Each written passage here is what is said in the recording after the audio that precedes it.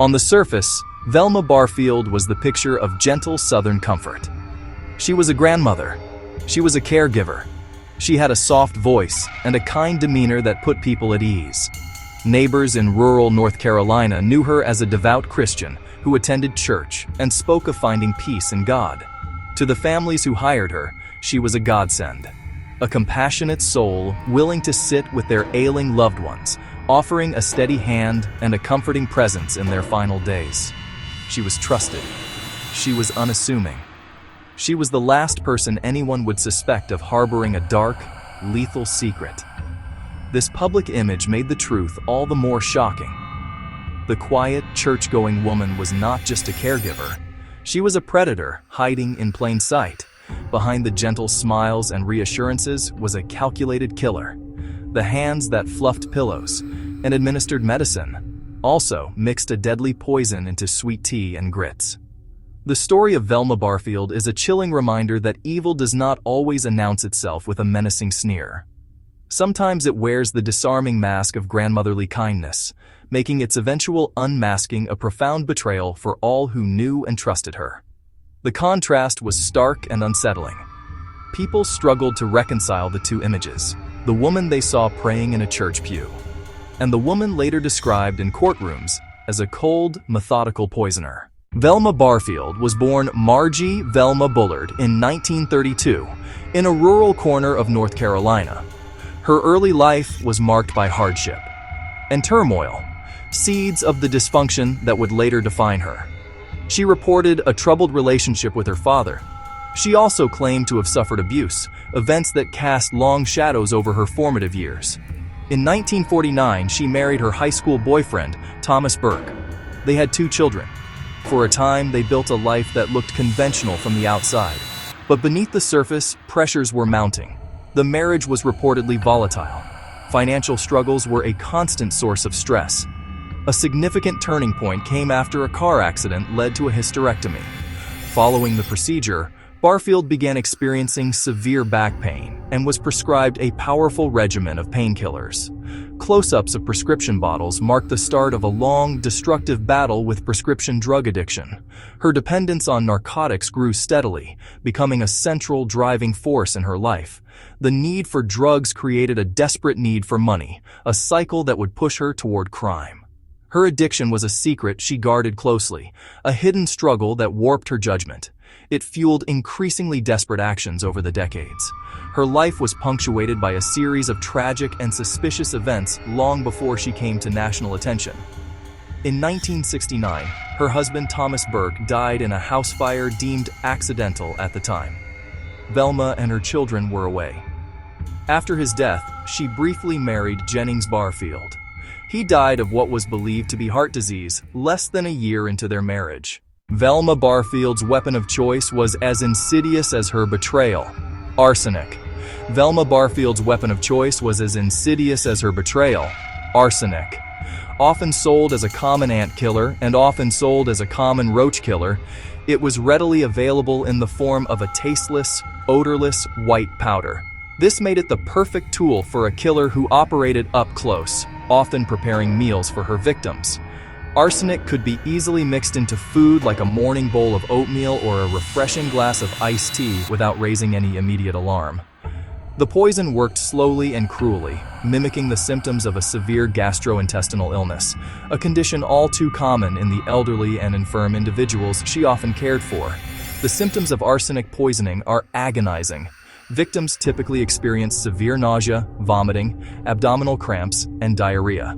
This intense sickness leads to dehydration and, eventually, circulatory system collapse. Because her victims were often already in poor health, their rapid decline was frequently mistaken by doctors and family members as a natural progression of their existing ailments or a sudden, virulent stomach flu.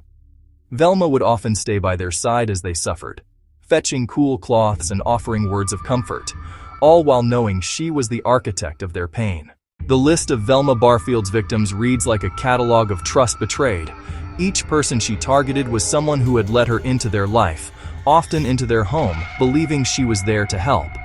After the deaths of her first husband and her second husband and her own mother, The pattern continued with the elderly people she was hired to care for. In 1977, she was employed by an elderly couple, Dolly and Montgomery Edwards. Soon after Velma began working for them, Montgomery fell ill and died. Not long after, Dolly also passed away following a similar violent stomach illness. Velma had been caring for both of them. During this time, she also took a job looking after another elderly woman, Record Lee, who was recovering from a broken leg. Ms. Lee's husband, John Henry, had complained to his son that Velma was stealing money from him. On June 4, 1977, John Henry Lee died. An autopsy was performed, and the cause of death was undetermined, but arsenic was found in his tissues. Still, no charges were filed against Velma at the time. The primary motive connecting these deaths was financial.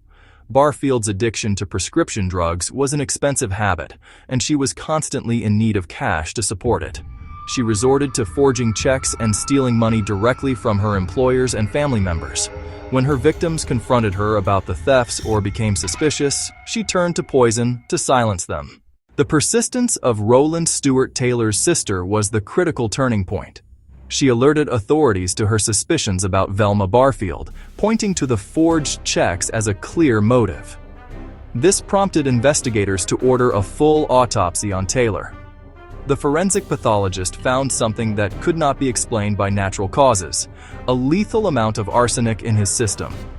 With this concrete evidence, police focused on the one person who was with him when he fell ill: Velma Barfield. Barfield's facade began to crumble. Investigators brought her in for questioning. She initially denied everything. As they presented the autopsy evidence, her story changed. In a stunning turn, she confessed. She admitted to putting arsenic-based ant poison into Taylor's beer. She admitted to putting arsenic-based ant poison into Taylor's tea. She said she did it to hide that she had been stealing from him. She claimed she only meant to make him too sick to report her forgeries, not to kill him. It was a partial admission, but enough to secure her arrest for murder. The initial confession was just the beginning. Investigators re-examined other suspicious deaths around Barfield. They exhumed the body of her mother, Lily Bullard. Toxicologists found arsenic in her remains. Under mounting pressure, Velma's confessions grew. She admitted killing her mother. She admitted killing her fiancé. She admitted poisoning Dolly Edwards and John Henry Lee. The 1978 trial of Velma Barfield was a media sensation. The public was transfixed by the shocking details and the unsettling image of a grandmotherly figure accused of cold-blooded crimes. The press dubbed her the Death Row Granny, a nickname that stuck. The prosecution, armed with Barfield's confessions and damning forensic evidence, built a powerful case. They focused on the murder of Roland Stewart Taylor, presenting the jury with a clear narrative. Barfield killed him with arsenic to prevent him from exposing her forgeries. Barfield's defense team did not dispute that she had poisoned Taylor. Instead, they argued for a lesser charge of second-degree murder, attempting to portray her actions as unintentional. Her lawyers built their case around her troubled past, including claims of childhood abuse and her long-standing addiction to prescription drugs. They argued her judgment was clouded by addiction and that she had only meant to make her victims sick, not kill them. They also introduced testimony about a possible dissociative identity disorder, suggesting she was not in full control of her actions when she committed the crimes. The prosecution systematically dismantled the defense's arguments. They presented witness testimony painting Barfield as a calculating and deceptive individual, highlighting a pattern of theft and poisoning across multiple victims. After a short deliberation, the jury found Velma Barfield guilty of first-degree murder.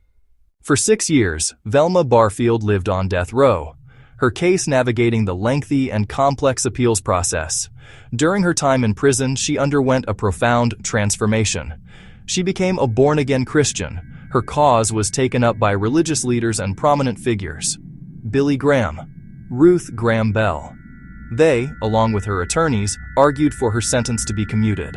They cited her remorse, her troubled past, her drug addiction, and her newfound faith.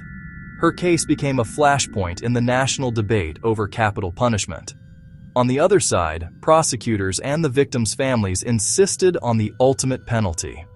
Governor Jim Hunt faced immense pressure from both sides, but he ultimately refused to grant clemency. On the morning of November 2, 1984, Velma Barfield was executed by lethal injection at Central Prison in Raleigh. She was 52 years old. In her final statement, she expressed remorse and affirmed her faith. She became the first woman executed in the United States since 1962, and the first after the 1976 reinstatement of the death penalty. Her legacy endures as a chilling study of betrayal and a warning that danger can wear the face of care.